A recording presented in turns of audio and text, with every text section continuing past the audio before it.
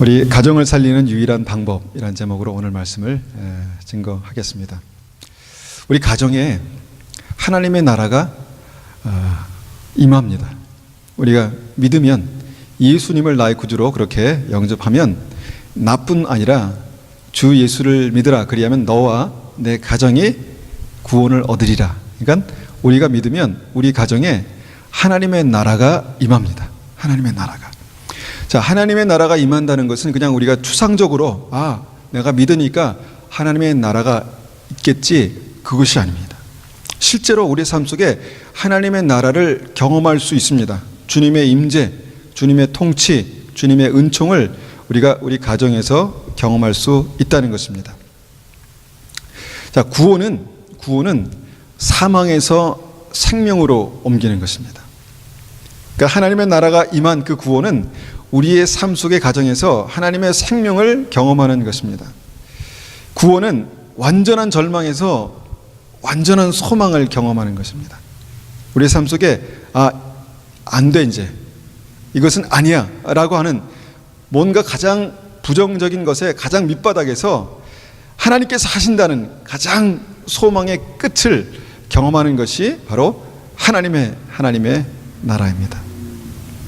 그런데 완전한 소망이 오기까지 완전한 절망이 드러나는 과정이 있습니다.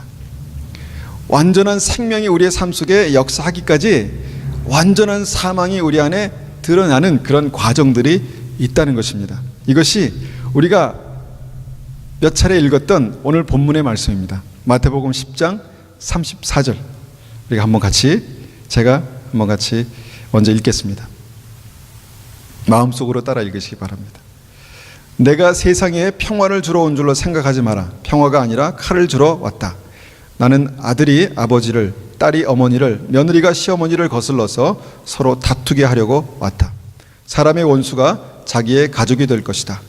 누구든지 나를 사랑하는 것보다 자기 부모를 더 사랑하면 나의 제자가 될 자격이 없다. 누구든지 나를 사랑하는 것보다 자기 아들과 딸을 더 사랑하면 나의 제자가 될 자격이 없다. 자기 십자가를 지고 나를 따르지 않는 사람은 내 제자가 될 자격이 없다. 자기의 목숨을 찾으려고 하는 사람은 잃게 될 것이며 나를 위하여 자기 목숨을 버리는 사람은 얻게 될 것이다. 어려운 말씀을 우리가 이 말씀을 여러 차례 읽으면서 우리가 영적인 싸움에서 승리하는 것이 믿음이다 라는 제목으로 말씀을 드렸죠. 우리가 이 말씀에서 우리가 확인할 수 있는 아주 분명한 사실은 믿음 때문에 그 믿음의 가정 안에 반드시 싸움이 일어난다는 것입니다.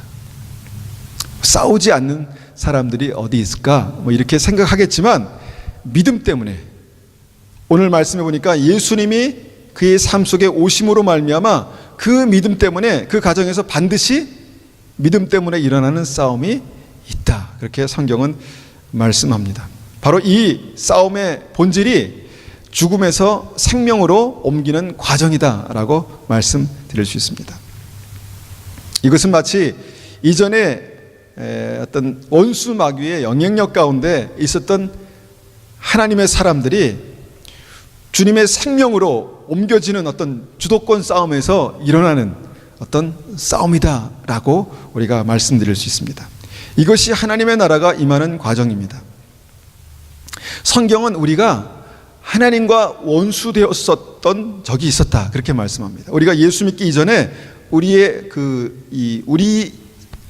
우리가 하나님의 원수 되었던 적이 있었다 그렇게 말씀합니다. 로마서 5장 10절 말씀 보니까 곧 우리가 원수 되었을 때가 있었다는 것이죠. 때 그의 아들의 죽으심으로 말미암아 하나님과 화목하게 되었은즉 화목하게 된 자로서는 더욱 그리 살아나심으로 말미암아 그의 살아나심으로 말미암아 구원을 받을 것이니라 이렇게 말씀하십니다. 그러니까 우리가 예수 그리스도로 말미암아 구원을 얻기 전에 우리의 모습을 하나님과 원수되었던 때라고 그렇게 말씀하는 것이죠. 여러분, 만약에 우리가 하나님과 원수되었을 때가 있었다면 그 원수를 어떻게 해야 합니까? 그 원수를 우리는 원수 갚는다, 원수를 없앤다, 죽인다 그렇게 말하잖아요. 원수를 죽여야 하지 않습니까? 내가 만약에 하나님의 원수되었다라는 어떤 그것이 사실이라면 얼마나 두려운 이야기입니까? 그런데 로마서 5장 10절 말씀 뭐냐면 하나님의 원수인 나를 대신해서 주님께서 죽으셨다 그렇게 말씀합니다. 그러니까 그 원수를 죽이시지 않고 그 원수를 대신해서 죽으셨다라고 그렇게 말씀하는 것이죠. 이것이 바로 십자가입니다. 그러니까 나를 살리고 내 안에 사망의 역사를 반복하는 마귀를 죽인 것을 우리가 이렇게 표현한 것이죠. 우리가 이전에 계속해서 나누었던 말씀입니다. 그래서 내가 살았다라고 그렇게 말씀합니다.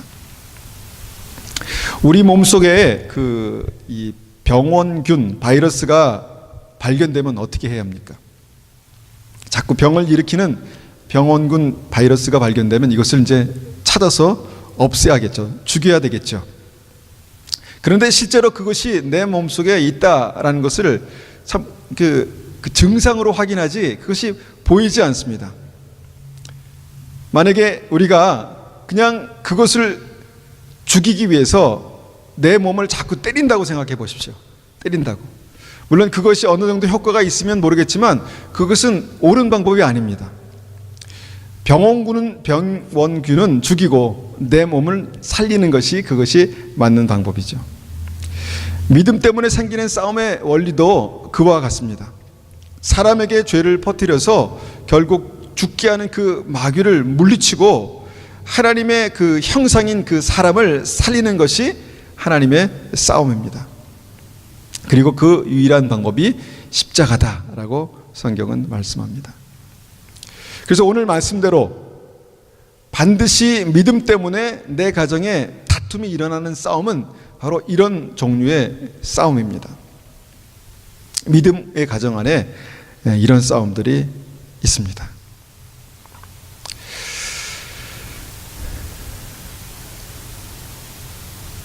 여러분, 우리의 삶 속에 만약에 그런 싸움이 있다면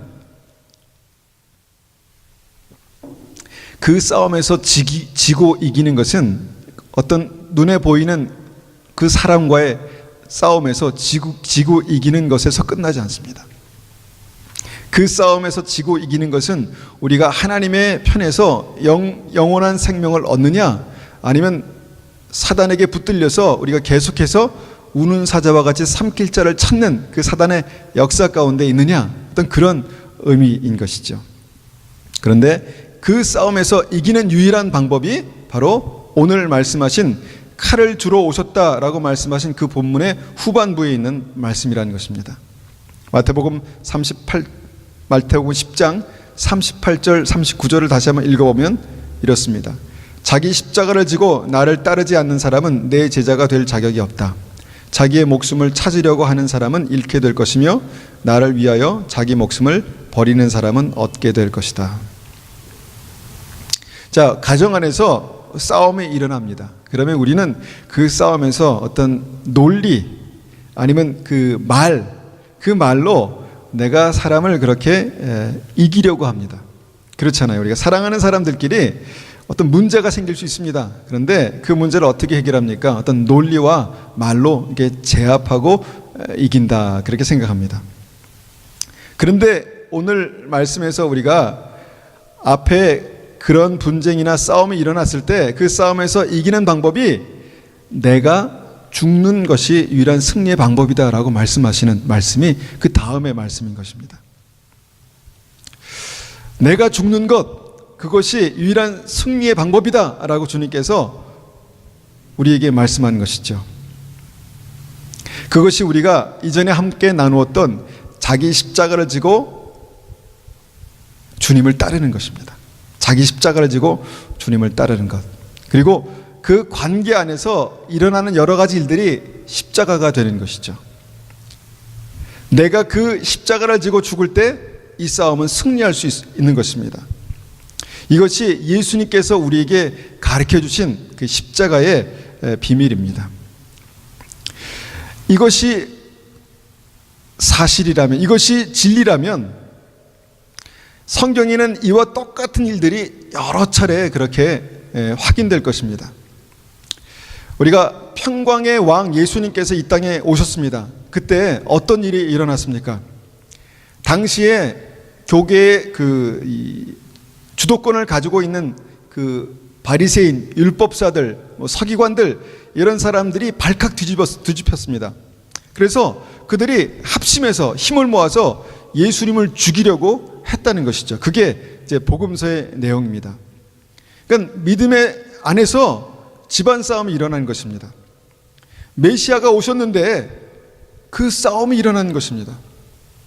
우리는 이것이 익숙해져 있기 때문에 그냥 받아들여지지만, 여러분, 만왕의 왕 주님께서 메시아로 이 땅에 오셨는데, 평강의 왕이 오셨는데 싸움이 일어났다는 것입니다. 싸움이. 같은 원리라는 것이죠. 우리의 상식대로라면 예수님은 말씀으로 이들을 꺾으시고 또 하나님의 권능으로 이들을 짓밟으셔야, 물리치셔야 되는 것이 승리 아니겠습니까? 그런데 주님은 이 싸움에서 결국 수세에 몰리셔서 당하셨습니다. 십자가에 못 박히셨습니다. 죽으셨습니다. 남들이 보기에는 이것은 완전한 패배 같습니다. 어떻게 만왕의 왕 주님께서 정말 교계에 정말 복음을 들고 오셨는데 승리하고 원수를 이기고 물리친 것이 아니라 결국은 그 원수의 손에 의해서 십자가에 못 박혀 죽으셨다라는 것입니다. 그런데 성경은 이것을 승리다 그렇게 말씀하는 것이죠. 성경은 이와 같은 구체적인 예들이 굉장히 많이 나옵니다. 예수님께서 이 땅에 오시기 위해서, 사람의 모습으로 이 땅에 오시기 위해서 한 가정을 택하셨죠. 요셉과 마리아의 가정이었습니다. 그 요셉과 마리아의 가정에서 어떤 일이 생겼습니까? 약혼하고 이제 결혼 바로 직전에 있는 마리아에게 아기가 생겼다는 것입니다. 충격적인 일이죠. 심각한 분쟁의 불씨가 생긴 것입니다. 이것은 누가 봐도 명백히 마리아가 죄를 지어서 정말 그 죄를 드러내서 끝내버려야 되는 어떤 그런 문제였다는 것입니다. 요셉의 마음속에 얼마나 큰 상처가 있었겠습니까? 마리아의 그런 모습 때문에 얼마나 큰 상처가 있었을까요? 그리고 얼마나 큰 배신감을 느꼈겠습니까? 아마 보통 사람 같으면 마리아를 데려다가 대체 누구냐고, 그렇게 만든 사람이 대체 누구냐고, 바른대로 말하라고 그렇게 막 다그쳤을 것입니다. 어떻게 이게 말이 되냐고 그렇게 막 다그쳤겠죠. 소리 지르면서. 근데 요셉은 이 시점에서 하나님의 하신 일을 몰랐습니다. 이 시점에서는 하나님의 하신 일을 몰랐는데도 불구하고 그가 아무 말도 하지 않았다는 것입니다. 아무 말도 하지 않았습니다. 누가 봐도 화가 치밀어 오르고, 누가 봐도 자기의 생각이 정당하고 그 정당한 생각을 가지고 마리아를 어떻게든 혼을 내줘야 되는데 아무 말도 하지 않았다는 것입니다. 요셉의 성격이 원래 무르고 그랬기 때문에 그랬을까요? 요셉은 그 모든 상황에서의 아픔을 조용히 가슴에 묻고 그냥 끝내려고 했습니다. 그냥 끝내려고 했습니다. 조용히 덮으려고 했습니다. 이것이 요셉이 이 순간 경험했던 십자가입니다. 스스로 죽는 것입니다. 스스로. 자기의 의를 가지고 마리아를 죽인 것이 아니라 자기의 의를 가지고 스스로 죽었습니다. 스스로. 마리아의 죄를 조용히 덮자라는 그런 결단을 했을 때, 그때야 비로소 주님께서 천사를 통해서 이것은 성령의 역사다 그렇게 말씀하셨습니다. 마리아를 아내로 맞이하는 것을 두려워하지 말라 말씀하셨죠. 왜 주님은 이것을 미리 요셉에게 말씀하지 않으셨을까요? 미리 말씀하셨으면 그런 일이 없었을 텐데, 이때 말씀하시지 않고 좀 전에 말씀하셨으면 그럴 일이 없었을 텐데, 만약 내가 이것을 덮지 않고 용서하지 않고 만약에 어떻게든지 마리아에게 내가 했다면 아마 큰 상처나 아니면 큰 아픔이 있었겠죠. 요셉은 그때 자기 자신이 죽는 것을 경험했습니다. 자기 자신을 십자가에 못 박는 그런 믿음을 경험했다는 것이죠.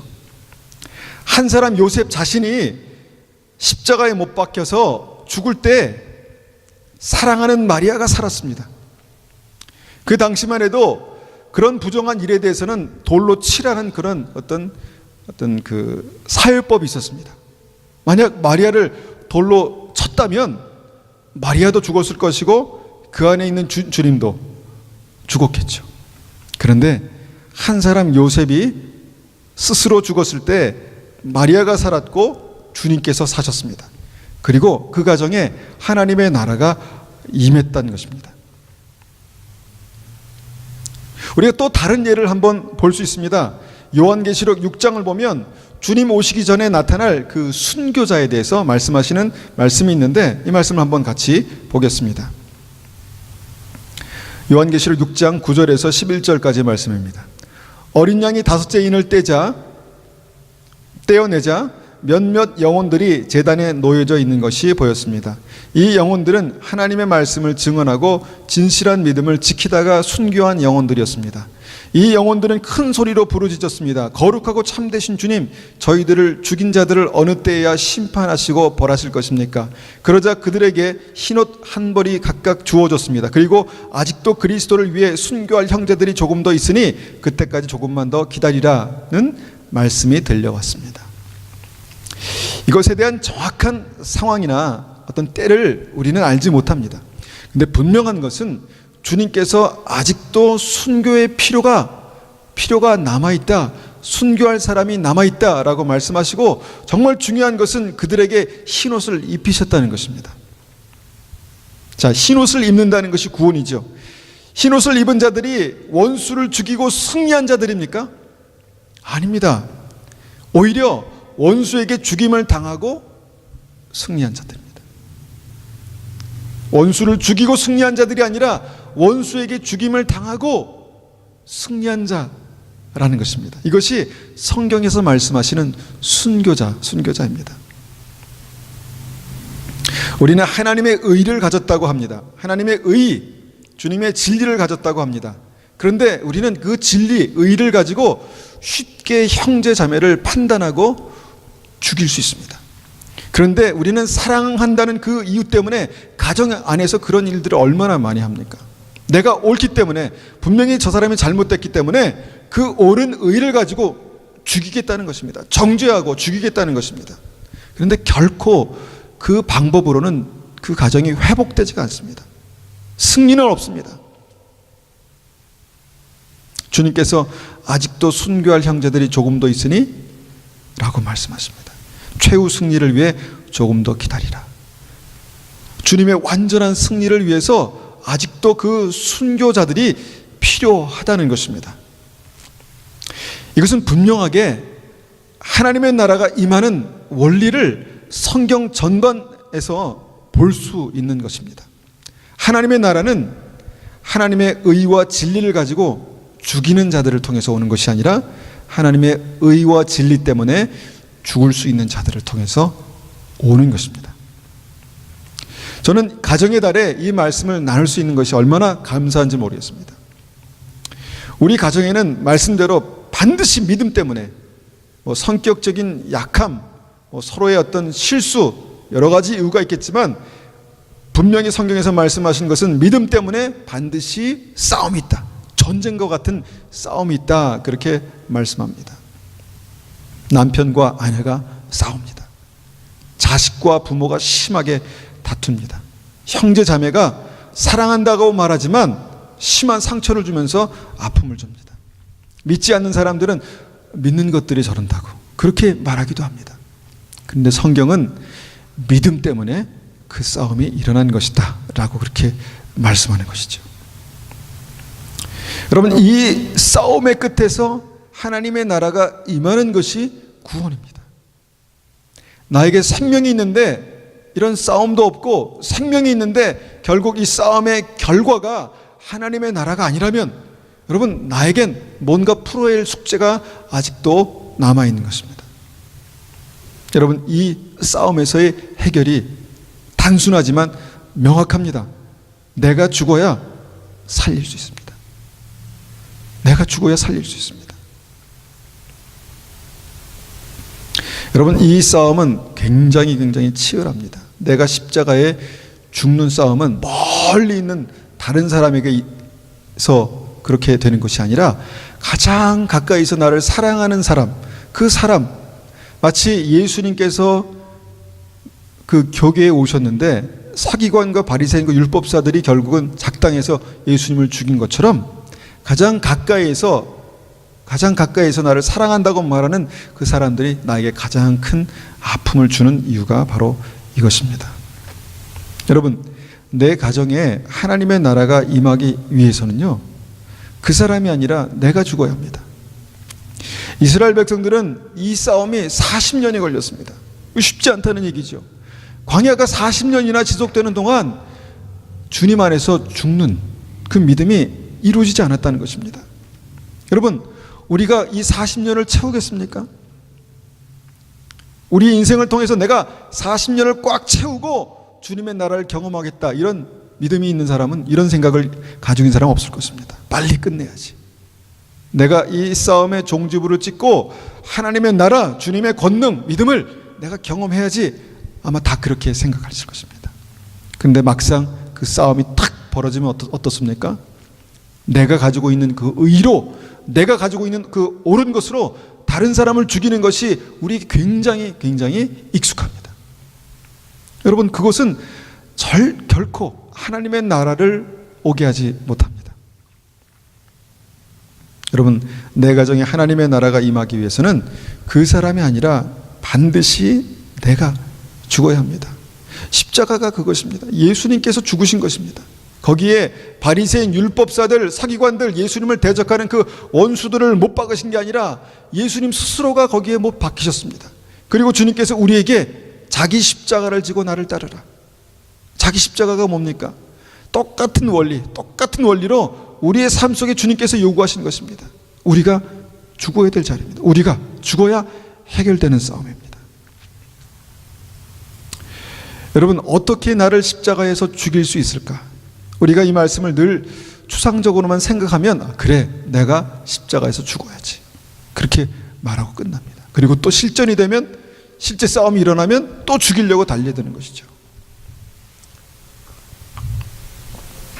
여러분, 나를 십자가에서 죽이지 않으면 그리스도께서 내 안에 사실 수가 없습니다. 이 싸움이 계속 삶 속에 반복되는 것입니다. 계속 반복되는 것입니다. 언제까지 이 일을, 똑같은 일을 우리가 반복하겠습니까? 어떻게 나를 십자가에 죽일 수 있을까? 제가 4가지만 한번 말씀드리기 원합니다. 어떻게 나를 십자가에서 죽일 수 있을까? 첫 번째는, 늘 우리는 최선이 뭘까를 생각합니다.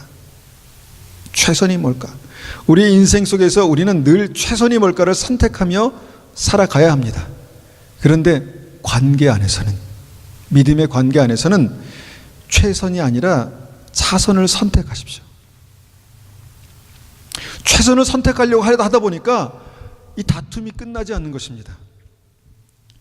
내 최선을 십자가에 못 박고 다른 사람의 차선을 그 위에 올려놓는 것입니다. 최선이라고 생각하는 내 뜻과 내 생각을 내려놓고 차선을 붙드는 것입니다. 왜냐하면 그것이 생명이 아니기 때문에, 그것이 우리가 목숨 걸 일이 아니기 때문에 여러분, 반드시 그렇게 해야 합니다. 그게 뭐가 중요합니까? 중요하지 않습니다. 우리에게 영생이 있고 영원한 하나님의 나라가 있는데 그것이 무엇이 중요합니까? 최선이 아닙니다. 분명히 최선이 아닙니다. 그런데 이것이 중요하지 않기 때문에 이것을 주님 발 앞에 내려놓는 것입니다. 이게 죽음입니다. 이게 우리의 가정 안에서 반드시 일어나야 할 죽음입니다. 성숙한 믿음의 사람이 누구입니까? 옳은 진리를 가지고 옳게 말하는 사람이 아니라 그 진리를 가지고 내가 십자가에 못 박힐 수 있는 사람이 성숙한 믿음의 사람입니다. 관계 속에서 차선을 선택하십시오. 이게 옳은 것입니다. 두 번째는 오른뺨을 치면 왼뺨을 한 대 더 맞으십시오. 그런 바보가 어디 있습니까? 그런데 주님께서 말씀하신 바보가 바로 믿음의 사람입니다. 오른뺨을 치면 왼뺨을 한 대 더 맞는 것입니다. 복음의 신을 신고 구원의 길을 가는 사람에게 주님께서 명령하신 명령입니다. 오른뺨을 치는 사람에게 왼뺨을 대라, 돌려대라. 그러니까 굳이 뭔가 내가 그 잘못에 대해서 복수하고 해결하고 그러지 말라는 것입니다. 그냥 맞을 때, 때릴 때 맞고 그냥 한 대 더 맞으면 끝납니다.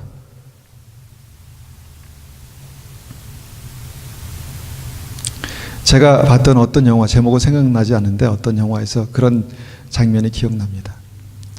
싸움을 못하는 어떤 친구가 있는데 그 싸움은 싸움을 잘하는 친구가 있는데 싸움을 못하는 친구군요. 죄송합니다. 싸움 못하는 친구가 있는데 계속 막 때리면 이렇게 뭔가 피하고 맞고 뭔가 해야 되는데 그러지 않는 것입니다. 계속 맞는 것입니다. 막. 그래서 물어봤습니다. 아빠가 야, 왜 너는 늘 이렇게 맞고만 사니? 그렇게 물어보니까 맞고 있으면 빨리 끝나요. 그러더라고요. 마음에 확 와닿더라고요. 그렇지, 그냥 때릴 때 맞고 있으면 싸움 빨리 끝납니다. 그런 것은 아니겠지만 여러분, 오른뺨을 치는 사람에게 왼뺨을 한 대 더 갖다 대리려고 때리면 때리는 사람도 참 미안합니다. 기운 빠지고. 그러니까 우리가 그런 마음만 가지고 있으면 여러분, 우리가 그 분쟁을 빨리 끝내고 이길 수 있습니다. 여러분, 그 십자가가 바로 이것입니다. 십자가. 주님께서 막 정죄하고 죽이려는 사람에게 그냥 붙들려 가지고 십자가에 박히셨습니다. 치는 사람의 그 침뱉는 사람에게 또 주먹질까지 당하시고. 그러니까 그냥 오른뺨 한 대 맞고 왼뺨 한 대 더 맞는다 생각하시면 그게 십자가입니다. 좀 어려운 말씀만 드리는 것 같지만 굉장히 저는 이것이 구체적인 적용이라고 생각합니다. 세 번째는 뭐냐면 사랑하는 사람, 사랑해야 하는 사람의 죄와 허물을 뒤집어 쓰는 것입니다. 꼭 이상한 것만 말씀드리니까 적용이 잘 안 되시죠? 예수님께서 죄가 있으셔서 맞으셨습니까? 예수님께서 죄가 있어서 십자가에 못 박히신 게 아니죠. 우리의 허물과 죄를 위해서 십자가에 못 박히셨습니다. 사랑하는 사람을 살리는 방법은요, 그 사람의 허물을 내가 뒤집어 쓰는 것입니다. 이것이 예수 그리스도의 십자가의 핵심입니다. 사랑하는 사람의 허물을 뒤집어 쓰는 것. 내가 지고 가야 할 나의 십자가, 결국 나의 죄 때문에 내가 죽는 게 아니라 사랑하는 사람의 죄 때문에 내가 죽는 것입니다. 십자가는 똑같은 십자가고 그 원리도 똑같습니다.